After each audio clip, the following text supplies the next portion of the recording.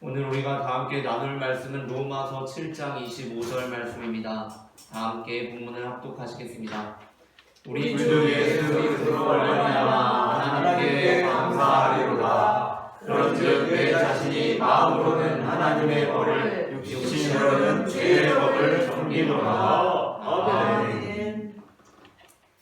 온유교회 주일학교에 다니는 초등학교 3학년 홍길동 어린이는 선생님으로부터 한 주간 감사일기를 써오라는 과제를 받았습니다. 하지만 첫날인 월요일부터 아무리 생각해보아도 감사할 내용이 도무지 떠오르지 않았습니다. 그래서 길동이는 그냥 감사일기에 아무거나 적기로 마음을 먹고 첫날 월요일에는 밥을 맛있게 먹어서 감사하다고 적었습니다. 그리고 둘째 날 화요일에는 친구들이랑 놀아서 감사하다고 적었습니다. 셋째 날 수요일은 잠을 잘 자서 감사, 넷째 날 목요일은 그냥 하루를 잘 보내서 감사였습니다. 하지만 다섯째 날 금요일부터 길동이는 감사일기를 적을 수가 없었습니다. 왜냐하면 금요일 아침 북한의 침공으로 전쟁이 촉발되었고 하루아침에 난민 생활이 시작되었기 때문이었습니다.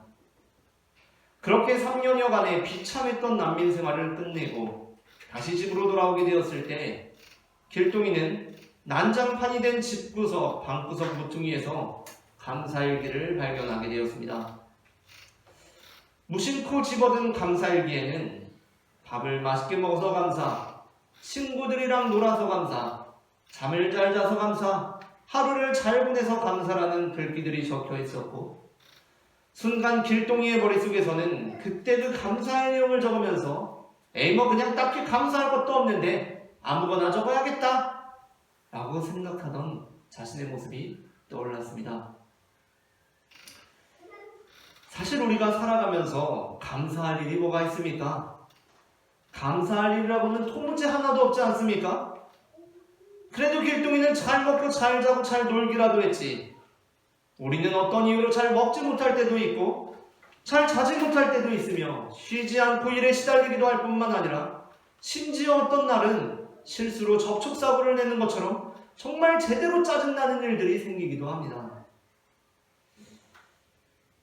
하지만 길동이를 보고 곰곰이 생각해보니 정말 감사할 일들이 많습니다. 비록 내가 먹고 싶은 것들을 다 먹지 못했더라도 호다는 하루를 마치고 그냥 사람들이 이리저리 걸어다니는 길거리 편의점에서 컵라면을 먹고 있어도 참 불행하다고 생각했는데 미처 생각하지 못했는데 이것이 정말 감사한 일이었습니다.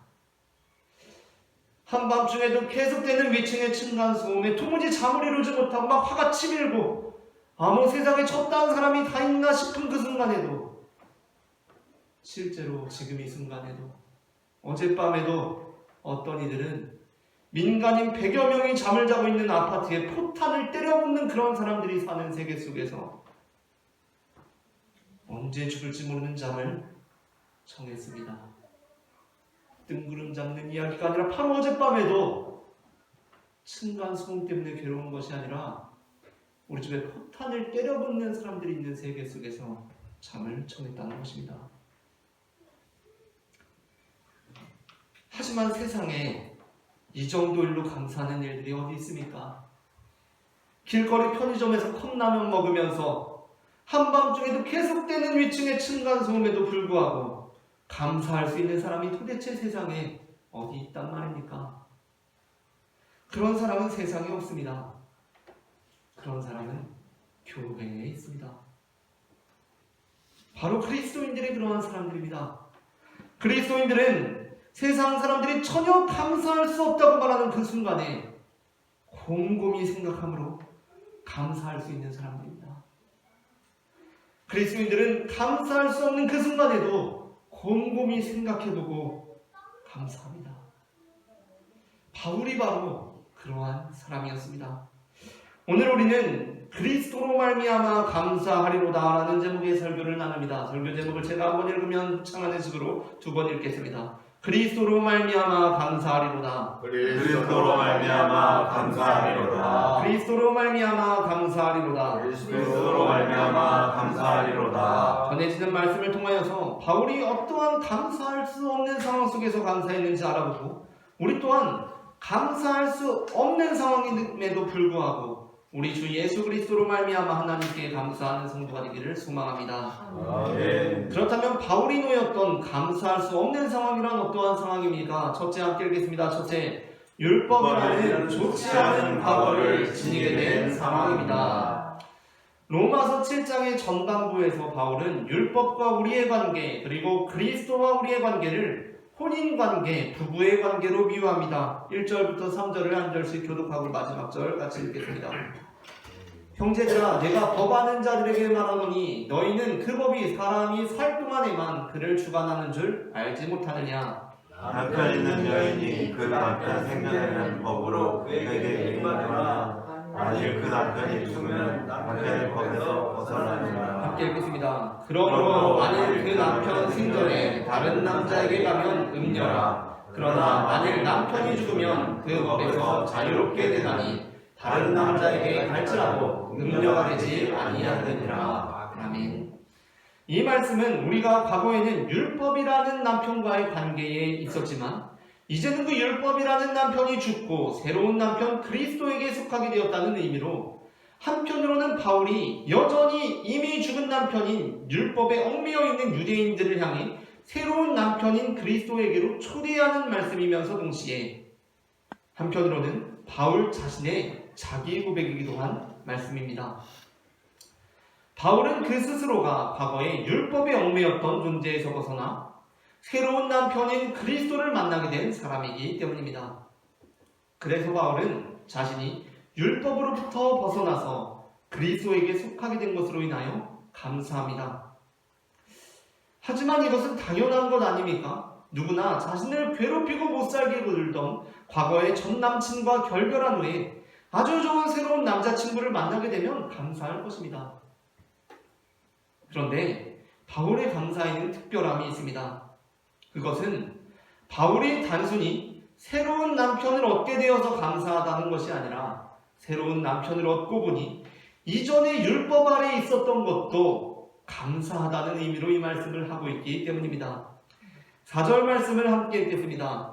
그러므로 내 형제들아 너희도 그리스도의 몸으로 말미암아 율법에 대하여 죽임을 당하였으니 이는 다르니 곧 죽은 자 가운데서 살아나신 이에게 가서 우리가 하나님을 위하여 열매를 맺게 하려 합니다. 아멘. 이 말씀의 의미가 무엇입니까? 이 말씀에서 과거 율법과의 관계는 오늘의 우리에게 있어서 부정되지 않습니다. 율법과의 관계 우리의 과거는 오늘의 우리에게 있어서 그대로 수용됩니다. 그러니까 과거 우리가 율법과의 관계 안에서 살았던 것까지도 우리가 그리스도와 새롭게 연합하고 하나님 안에서 열매를 맺게 하는 삶으로 나아가게 하는 과정이 되었으므로 율법 역시 선하다는 것입니다. 물론 우리 삶에 어려움이 찾아오고 그것이 우리에게 상처뿐인 과거로 남는다는 것은 유쾌한 일이 아닙니다.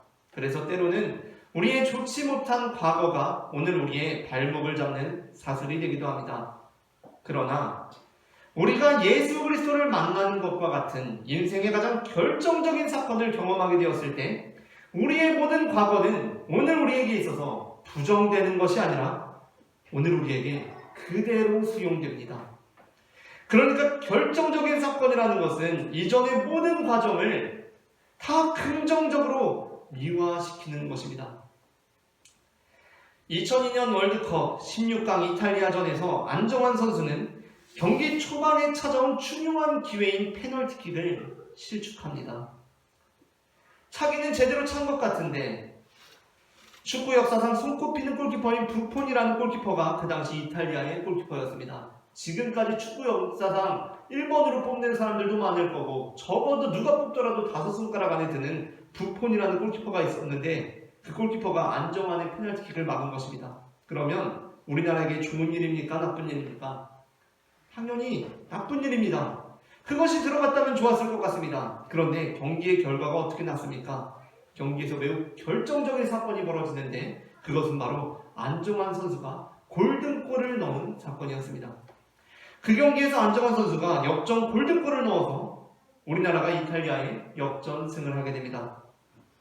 우리가 이탈리아를 이겼습니다. 그렇게 결정적인 사건, 골든골을 넣는 사건이 일어났습니다. 그렇다면 경기 초반에 페널티킥을 못 넣은 것은 좋은 일입니까? 나쁜 일입니까?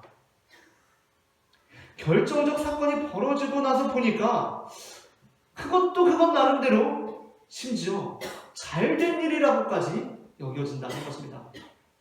만약 우리가 그것을 넣었다면 선제골을 넣긴 했지만 여전히 이탈리아에게 졌을 가능성이 훨씬 크다는 것입니다. 이탈리아는 축구 역사에서 우승 후보가 아니었던 적이 거의 없는 강호입니다. 물론 2002년 한국팀이 강했던 것은 맞지만 전통 강호인 이탈리아가 초반에 얻어맞은 한 골로 정신을 차려서 우리나라가 오히려 역전당했을 가능성이 완전히 없을 수 없는 아주 큰 가능성이라는 것입니다. 그러니까 어쨌든 골든골 승리라는 결정적 사건을 겪어보니까 그 페널티킥을 못 넣고 흘러온 이 경기가 결국 우리를 승리로 이끌었고, 그러니 그것마저도 잘된 일로 미화된다는 것입니다. 이처럼 결정적인 사건이 있으면 그 전에 모든 것은 아름답게 미화됩니다. 그러니까 지금 사도 바울은 율법을 아주 나쁜 전남편으로 그리고 있는 것이 아닙니다. 물론 율법이 좋은 것은 아니었습니다. 율법은 어떠한 면에서 아내를 괴롭히고 못살게 구는 남편이었습니다. 하지만 바울이 예수 그리스도를 만나고 보니까, 결정적 사건을 겪어보니까 율법이라는 과거 역시 나에게 감사의 제목이 된다고 고백하고 있는 것입니다. 그렇기 때문에 로마서 7장에서 율법은 우리를 괴롭힌 것이지만 선한 것이다 라고 고백되고 있는 것입니다. 전 남편과의 관계에서 행복하지 못하게 살다가 어떤 일로 남편을 사별하게 되고 새로운 남자를 만나서 결혼을 했습니다. 그런데 이 남자가 정말 너무나 괜찮은 남자라서 살아볼수록 너무 행복한 것입니다. 그래서 함께 길을 걷다가 나도 모르게 이런 말을 해버리고 말았습니다. 그 지긋지긋한 전 남편보다 당신을 먼저 만났다면 얼마나 좋았을까? 라는 얘기를 아내가 새로운 남편에게 했습니다. 그때 이 남편이 맞아, 그랬다면 참 좋았겠다 라고 말하면 이 남편은 별로 멋이 없는 남편입니다. 왜냐하면 그 남자는 아내의 과거를 부정하고 있기 때문입니다. 이 사람이 정말 괜찮은 사람이라면 우리는 아내에게, 배우자에게 어떤 이야기를 해줄 것 같습니까? 그는 자신의 아내의 과거를 부정하지 않고 그대로 수용하며 이렇게 말해줄 것입니다. 그래도 그 길의 끝에서 나를 만나게 된 거잖아. 그러고 보면 우리들의 지난 날들도 다 우리가 서로를 만나기 위해서 걸어온 거야 라고 말입니다. 이 말을 듣고 아내는 다시 한번 이 남자 정말 좋은 사람이구나 라고 생각하게 됩니다. 바울은 예수님을 만나고 자신의 지난 날을 탄식하지 않습니다. 내가 율법과 보낸 시간들이 개탄스럽다고 하지 않습니다. 물론 예수님을 만나고 자신의 지난 날들을 모두 배설물과 같이 여겼습니다. 그러나 그렇다고 그 배설물을 부정적으로만 보는 것은 아닙니다. 우리는 우리의 배설물이 지난날 우리를 살게 한 소중한 음식들이었다는 것을 늘 기억해야 합니다. 그러니까 그것은 좀 지저분하긴 하지만 우리가 결정적 사건을 이루고 보니 얘 또한 참 감사한 것이었구나 라고 생각하게 된다는 것입니다. 다음으로 둘째 함께 읽겠습니다. 둘째, 바울에게는 율법을 통해 죄가 발견되는 어려움이 있었습니다. 바울은 어떤 어려움 속에서 감사했는가? 바울이 겪었던 어려움은 율법을 통해서 죄가 발견되는 어려움이 있었다는 것입니다. 로마서 7장 중반부에서 바울은 율법을 우리의 죄를 발견하게 하는 도구에 비유합니다. 그러니까 오늘날로 해석하면 율법은 우리의 영혼의 상태를 확인하는 엑스레이나 MRI, CT 이런 것처럼 어떤 표면적으로 드러나지 않는 우리의 심각한 영적 상태를 진단하는 도구라는 것입니다. 로마서 7장 7절 말씀을 합독하겠습니다. 그런즉 우리가 무슨 말을 하리요? 율법이 죄냐? 그럴 수 없느니라. 율법으로 말미암지 않고는 내가 죄를 알지 못하였으니 곧 율법이 흉내지 말라 하지 아니하였더라면 내가 탐식을 알지 못하였으리라. 아멘. 물론 우리가 건강검진을 받고 난 후 가장 좋은 결과는 우리의 상태가 실제로 건강해서 건강하다고 나오는 것입니다. 그리고 다음으로 좋은 결과는 내 상태가 건강하지 않아서 건강하지 않다고 나오는 것입니다. 이 결과가 최악인 것 같은데 최악이 아닌 이유는 상태가 심각하든지 그렇지 않든지 대부분의 경우 해결책 또는 유의할 사항에 대한 의사의 소견을 들을 수 있기 때문입니다. 그렇다면 최악의 결과는 어떠한 것입니까? 그것은 내가 지금 건강하지 않은데 오진이나 잘못된 판독으로 인해서 내 결과가 건강하다고 나와버리는 것입니다. 사실 지금 내 안에 암덩어리가 자라고 있거나 내 장기에 문제가 생겨서 매우 좋지 않은 상황입니다. 그런데 오진을 해서 의사가 나보고 건강하다고 합니다. 문제가 없다고 합니다. 그러면 나는 좋은 결과를 받은 것 같지만 실상은 지금 최악의 결과를 받은 셈이라는 것입니다. 그러한 면에서 바울은 우리가 율법을 통해 죄를 발견하게 된 것이 마치 우리 삶에 시련이 찾아오는 것 같이 아픈 일이지만 그럼에도 불구하고 그것은 우리로 하여금 예수 그리스도라는 해결책으로 나아가게 하니 좋은 일이라고 말씀합니다. 우리는 누구나 행복하게만 살고 싶습니다. 시련이나 어려운 일은 싫습니다.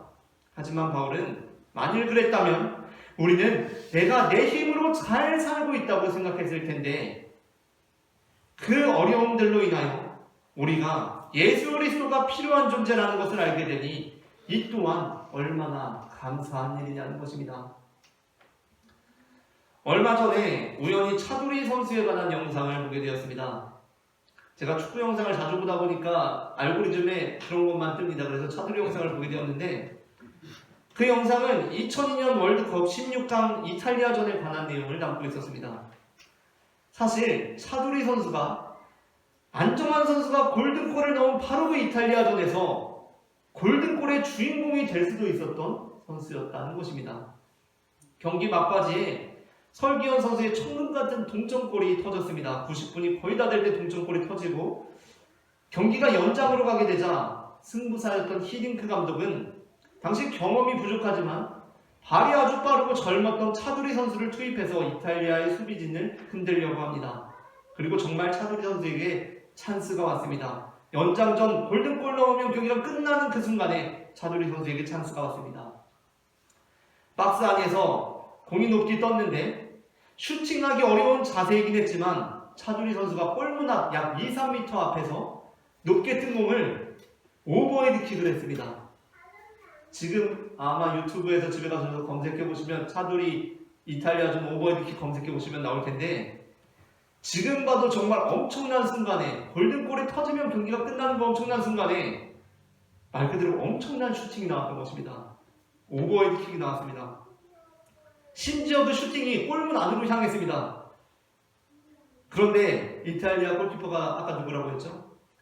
축구 역사상 5손가락 안에 꼽는 부폰입니다. 그 부폰이 위치 선정을 매우 잘하고 있어서 그 슈팅이 부폰 선수에게 막히게 되었습니다. 시간이 흘러서 차두리 선수는 그때 그 골이 들어갔다면 본인의 인생이 어떻게 달라졌을 것 같으냐 라는 질문을 받습니다. 그 질문에 차두리 선수가 이렇게 대답합니다. 그 골이 들어갔어도 좋았겠지만 또 지금 돌이켜보면 그 골이 안 들어간 것이 차라리 다행일지도 모르겠습니다. 그 골이 들어갔다면 저는 너무 어릴 때 엄청난 포커스를 받게 되었을 것이고 그게 선수 생활에 득이 되었을지 실이 되었을지는 아무도 모릅니다. 제가 저 자신을 진솔하게 돌이켜보았을 때 그것이 저에게 실이 되었을 가능성이 더 클 것 같습니다. 라고 말합니다. 우리의 삶에 시련이 닥칩니다. 들어갔다면 참 좋았을 텐데 막힙니다. 합격했다면 참 좋았을 텐데 떨어집니다. 승진했다면 참 좋았을 텐데 밀립니다. 건강검진 받아서 좋다고 나왔으면 참 좋았을 텐데 상태가 좋지 않게 나왔습니다. 그때 우리는 어떻게 합니까? 그럼에도 불구하고 감사합니다. 하나님께서 그 길을 막으셨으니 오히려 감사합니다.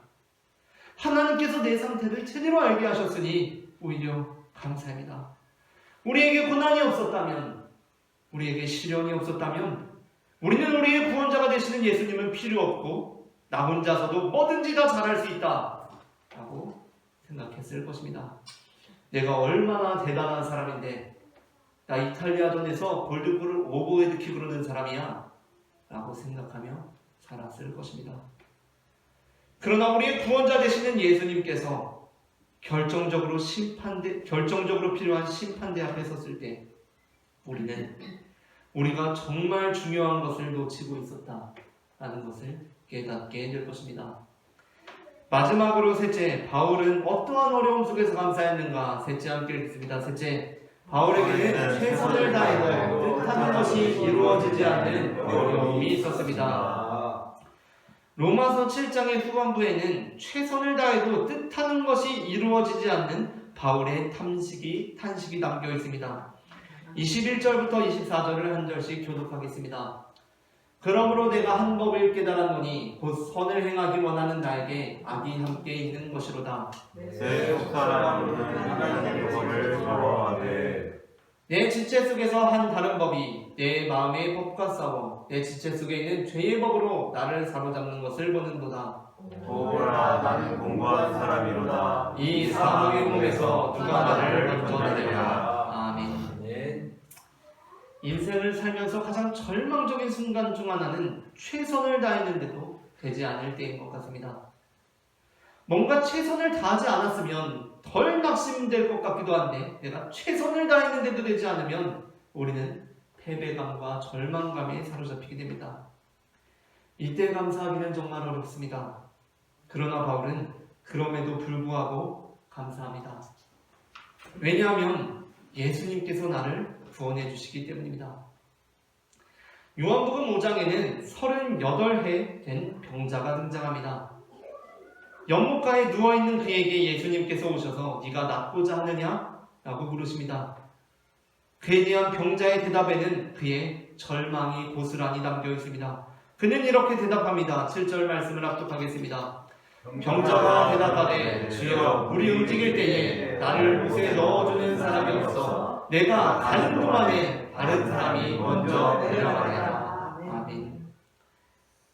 그는 천사가 물을 움직이게 했을 때 먼저 들어가는 자가 치유함을 받는 전술적인 연못 근처에서 항상 천사가 그 물을 통하게 했을 때 먼저 들어가기 위해 애써왔습니다. 그러나 그는 제대로 걸을 수 없었기에 내가 가는 동안에 그가 연못에 들어가기 전에 이미 다른 사람이 들어갑니다. 얼마나 절망스럽겠습니까? 그 과정이 몇 번이었겠습니까? 계속 기어서 연못으로 가는데 다른 사람들이 뛰어서 연못에 들어가니까 나는 항상 지는 것입니다. 내가 아무리 했어도 안 됩니다. 아무리 해도 안 됩니다. 나는 안 됩니다. 그때 어떻게 감사할 수가 있겠습니까? 정말 감사할 수 없습니다. 그러나 바울은 감사합니다. 왜냐하면 예수님께서 우리를 구원해 주시기 때문입니다.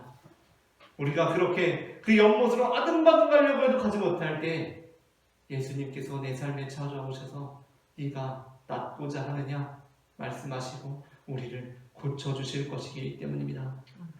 24절부터 25절에 납득이 되지 않는 바울의 고백을 함께 읽겠습니다.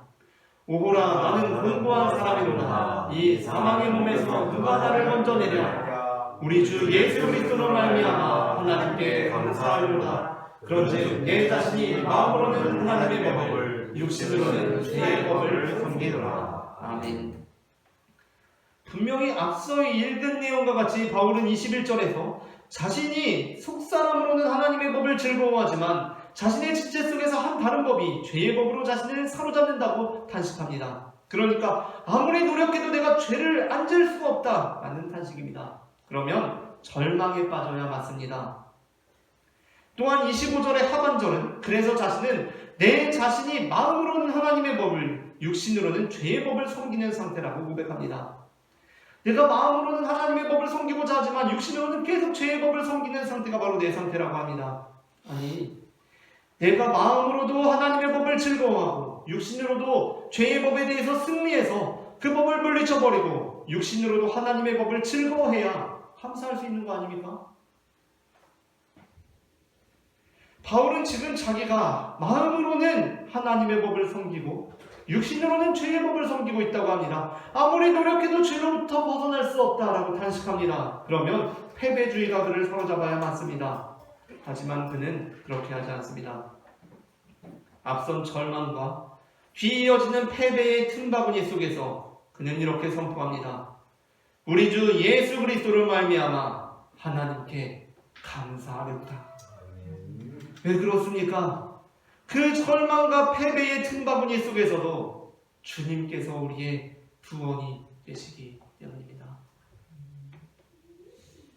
그리스도인은 아직 그래도 우리나라에는 전쟁이 닥치지 않았으니 감사하는 사람들이 아닙니다. 그리스도인은 아직 그래도 우리나라에는 전쟁이 일어나지 않았으니까 감사하는 사람들이 아닙니다. 하박국 선지자는 임박한 심판인 전쟁, 그것도 처참하게 패배할 것이 분명한 전쟁을 앞두고 이렇게 고백합니다. 하박국 3장 17절부터 18절을 함께 읽겠습니다. 비록 무화과 나무가 무성하지 못하며 포도나무에 열매가 없으며 감람나무에 소출이 없으며 밭에 먹을 것이 없으며 우리의 양이 없으며 외양간에 소가 없을지라도 나는 여호와로 말미암아 즐거워하며 구원의 하나님으로 말미암아 기뻐하리로다. 아멘. 하박국이 전쟁을 앞두고 그 전쟁 앞에서 감사한 이유는 무엇입니까? 그럼에도 불구하고 여호와 하나님이 우리의 구원이 되실 것이기 때문입니다. 당시 유대 나라는 전쟁을 앞두고 있었습니다. 하나님의 심판을 앞두고 있었습니다. 우상을 섬기듯이 하나님을 섬기고 이방 종교에 기웃거리며 감사하지 못하고 늘 불평하고 원망한 그들의 모습 가운데 하나님께서는 전쟁으로 그들을 심판하셨습니다. 그렇다면 하나님께서 그들을 심판하신 그 이유는 무엇입니까? 그들을 구원하기 위함이라는 것입니다. 저는 전쟁을 앞두고 두려움에 사로잡힌 저의 모습을 보면서 더 큰 두려움을 목도하게 되었습니다. 전쟁이 없이 평안하게 일평생을 살아가고 난 후에 내가 하나님을 참 잘 믿었다 라고 생각하고 있었는데 하나님의 심판대 앞에서 하나님께 인정을 받지 못하고 멸망의 구렁텅이로 떨어지는 제 모습을 보면서 제가 정말 내가 두려워해야 할 일은 무엇인가를 생각하게 되었습니다. 하나님께서는 우리가 돌아오기를 원하십니다. 아멘. 원망하고 불평하며 이방 종교에 기웃거리고 있는 우리의 모습을 하나님께서는 심판하실 것입니다. 왜냐하면 우리를 구원하시기 위함입니다. 우리는 전쟁을 두려워하지만 우리가 정말로 두려워해야 할 것은 따로 있습니다. 전쟁 없이 평안하게 일평생을 살다가 영원한 고통 중에 떨어지는 것을 우리는 정말 두려워해야 합니다. 아멘. 우리의 일생 중에 전쟁이 찾아와서 우리가 하나님에 대한 우리의 신앙을 똑바로 하고 영원한 하나님 나라에 들어가게 되는 것이 우리에게는 실제로 복된 일이라는 것입니다. 말씀을 마칩니다. 바울은 율법이라는 좋지 않은 과거를 지닌 상황 속에서도 율법을 통해 죄가 발견되는 어려움 속에서도 최선을 다해도 뜻하는 것이 이루어지지 않는 어려움 속에서도 그리스도로 말미암아 감사했습니다. 우리 또한 그리스도로 말미암아 감사하는 성도가 되어 주어진 모든 것을 감사로 극복할 수 있기를 바랍니다. 아멘.